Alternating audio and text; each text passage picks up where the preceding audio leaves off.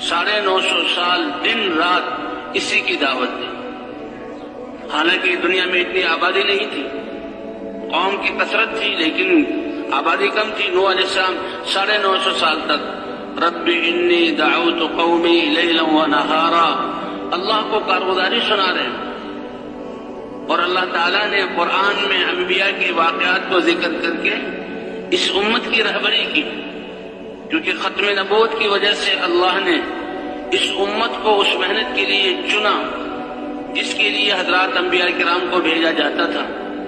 ختم نبوت کی وجہ سے یہ محنت اس کے ذمہ ہوئی، تو اللہ نبیوں کے قصے ذکر کر رہے ہیں، کیونکہ کفار کے مقابلے میں اور کثرت کے مقابلے میں اور دعوت کا سب سے بڑا زمانہ حضرت نوح علیہ السلام کا ہے نبیوں میں۔ تو اللہ نے سورہ نوح اتاری اور اس میں نوح علیہ السلام کی دعوت اور دعوت میں پیش آنے والے حالات، جی ہاں، اور پھر ان حالات میں انبیاء کیا کرتے تھے اللہ نے وہ سارے قصے ذکر کیے، کیونکہ اس امت کو بھی دعوت کے لیے چنا گیا ہے ختم نبوت کی وجہ سے، اور یہ امت دعوت دے گی تو دعوت کا انداز کیا ہو اور پیش آنے والے حالات میں انہوں نے کیسا کیا کرنا ہے۔ تو حضرات انبیاء کرام کے قصے، اے میرے رب میں نے اپنی قوم کو دن کو بھی دعوت دی رات کو بھی دعوت دی، فلم یزدہم دعائی الا فرارا، لیکن آگے سے حالات ایسے ہیں اور معاملہ ایسا کیا جا رہا ہے کہ میں ان کو دعوت دینے کے لیے ان میں آتا ہوں اور ان کو اللہ کی طرف بلانا شروع کرتا ہوں تو میری دعوت سے یہ بدکتے ہیں، میرے ان بولوں سے یہ جو ہے نفرت کرتے ہیں اور بدک جاتے ہیں اور یہ بھاگ پڑتے ہیں۔ اور 950 سال تک فلم یزدہم دعائی الا فرارا، اسی لیے کہتے ہیں ہمارے حضرات کہ بھئی ہمارا کام تو محنت کرنا ہے، اللہ کے امر کو جو ہے پورا کرنا ہے، باقی نتیجہ اللہ کے قبضہ قدرت میں ہے۔ اللہ تو محنت کا پورا اجر عطا فرمائیں گے۔ ہم نتیجے کے مکلف نہیں ہیں، نہ نتیجے کو دیکھنا ہے، ہمارا تو یہ یقین ہو کہ اللہ کو امر کو پورا کر دیا بس ہم کامیاب ہو گئے۔ جیسے وہ پیچھے 2 قصے سنائے تو نوح علیہ السلام 950 سال تک دعوت دے رہے ہیں، کیونکہ اگر نتائج کو ہم نے دیکھا اور ہم یہ سمجھے کہ نتیجہ ظاہر ہوگا تو اس سے ہماری کامیابی ناکامی کا پتہ لگے گا، یہ ٹھیک نہیں ہے۔ بلکہ ہم تو یہ دیکھیں اللہ کا امر پورا ہوا، لیکن اللہ کا امر اتنا بڑا تو اس میں اپنی کوتاہی کا اعتراف کرتے ہوئے کمیوں پر استغفار اور اس امر پر جمے رہنا، یہ ہماری صفت ہے۔ تو اگر نتائج جو ہے اچھے نتائج ظاہر ہوئے، ہدایت دینے والے تو اللہ ہیں۔ اللہ اپنے نبی صلی اللہ علیہ وسلم کو فرما رہے ہیں انک لا تہدی من احببت ولکن اللہ یہدی من یشاء، آپ جس کو چاہیں ہدایت دینا چاہیں، آپ ہدایت نہیں دے سکتے، آپ کا کام تو راہ بتلانا ہے اور اللہ کی طرف بلانا ہے۔ اللہ جس کو چاہیں ہدایت دے، ہدایت اللہ دینے والے ہیں۔ اس لیے اگر نتائج اچھے ہوئے تو انسان میں عجب آ جا سکتا ہے اور کبر آ سکتا ہے، اور یہ بہت بڑی خطرے کی بات ہے۔ جی ہاں، کہ میں تو اتنا پرانا ہوں اور میرے تو جو ہے محنت سے یہ ہوا اور یہ ہوا، نہیں، سب کچھ کر کے بھی کہ اللہ جیسے کرنے کا حق تھا وہ نہ کر سکے، اور اپنی کمزوری کا اعتراف اور اللہ سے معافی مانگنا۔ اور اگر نتیجہ ظاہر نہ ہوا تو انسان شیطان پھر مایوسی کی طرف لے جائے گا۔ مایوس ہونا بھی جو ہے یہ بری بات ہے۔ اے ایمان والو، اللہ کی رحمت سے مایوس نہ ہو۔ جی ہاں، تو اسی لیے حضرات انبیاء کرام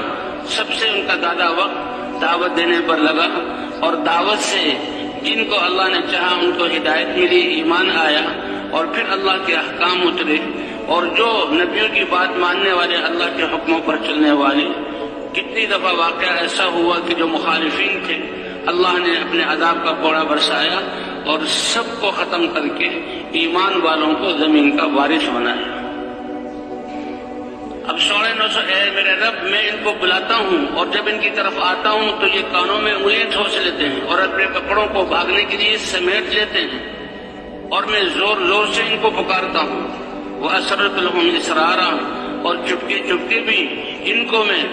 یہاں دعوت دیتا ہوں۔ علماء نے لکھا چپکے کا مطلب جیسے ہماری انفرادی دعوت، کہ اکیلے کسی کے گھر جا کر، اس کی دکان پہ جا کر، اس کے کام کی جگہ جا کر اس کو بٹھا کر اور اس سے بات کرنا، اور اس کو یہی بنیادی بات لا الہ الا اللہ، کہ اللہ کے علاوہ کوئی عبادت کے لائق نہیں۔ اللہ نے کامیابی کے لیے اپنا مبارک دین مرحمت فرمایا ہے، اور اللہ کے احکام کو نبی کے طریقے پر ماننا یہ کامیابی ہے۔ تو نوح علیہ السلام کہنے ایک ایک کو میں نے چپکے چپکے بھی دعوت دی اور اسے کہا کہ اللہ کی عبادت پر آ جاؤ، اللہ کے علاوہ کوئی معبود نہیں ہے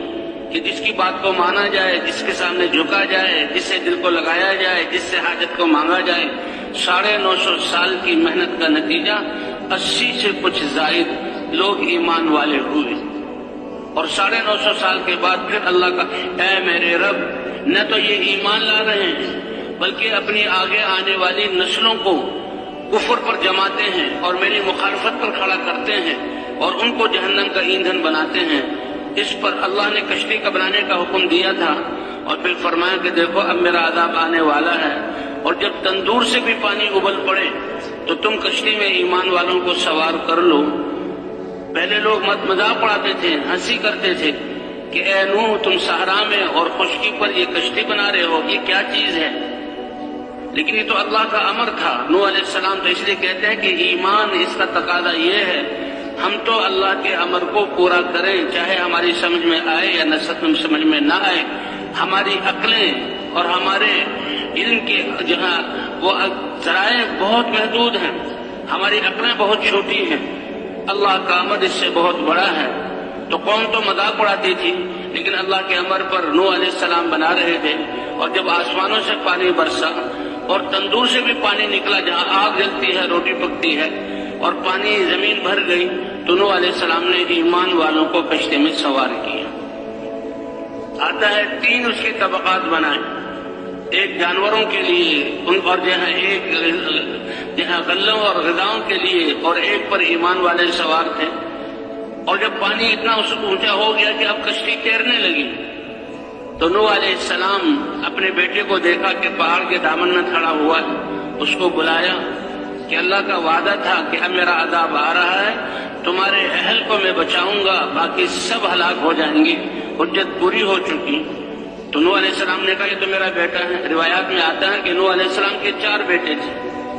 ایک ان میں سے کنعان تھا جو ایمان نہیں لایا،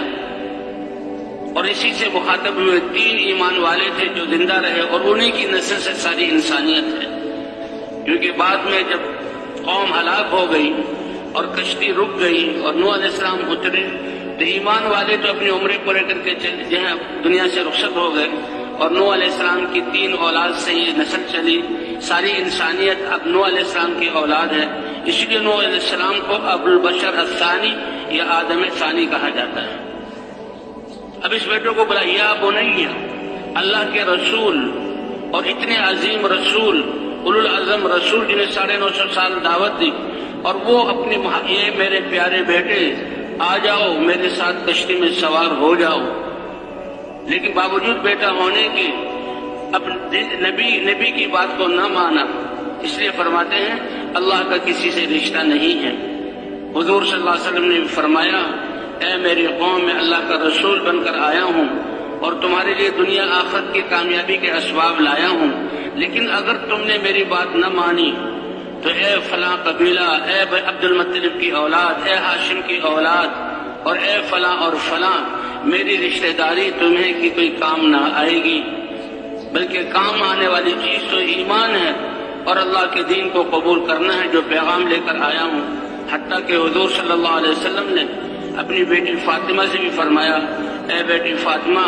من بطأ به عمله لم يسرع به نسبه، جس کا عمل اس کو پیچھے کر دے تو اس کا نسب، یہ تو کائنات میں سب سے اونچا نسب ہے، فرمایا اس کا نسب بغیر عمل ایمان کے اس کو آگے نہیں کر سکتا، نفع نہیں دے سکتا۔ اب بیٹے کو بلایا سوار ہو جاؤ، اب اس کا یقین اسباب پر، ابا جان کیا کہہ رہے ہیں، تھوڑا سا پانی آیا ہے، کشتی چل رہی ہے، اگر یہ پانی اور اوپر اٹھے گا تو میں اس سے پہلے سآوی الی جبل یعصمنی من الماء،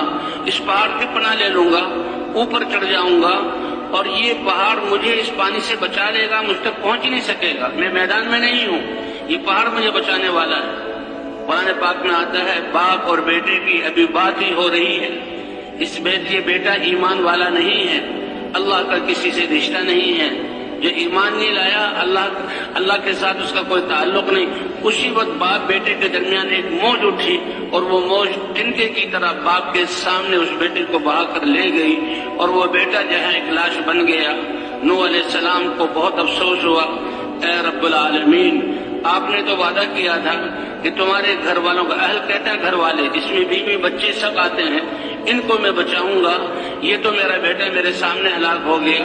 اللہ نے ناراضگی کا اظہار فرمایا کہ جب اس نے تمہاری بات نہیں مانی تو وہ تمہارے اہل میں سے نہیں ہے، تمہارا اہل وہ ہے جس نے تمہاری بات کو مانا۔ تو نوح علیہ السلام اللہ کی طرف متوجہ ہوئے کہ اللہ میری اس کمی کو معاف فرما دے۔